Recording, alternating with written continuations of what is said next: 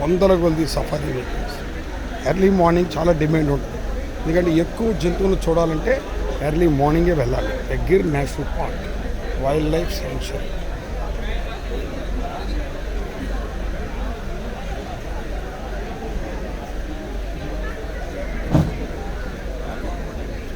Many people are waiting.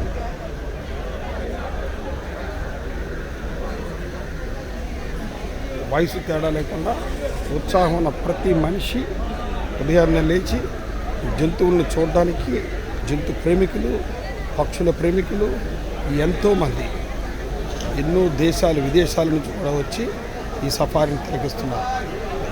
అలాగే మన దేశం నుంచి కూడా విపరీతమైన జనం అన్ని రాష్ట్రాల నుంచి వచ్చి ఇక్కడ ఉండి ఉదయాన్నే ప్రాతకాల సమయంలో వెళ్తే విపరీతమైనటువంటి జంతువులను చూడొచ్చు అనేటువంటి భావన.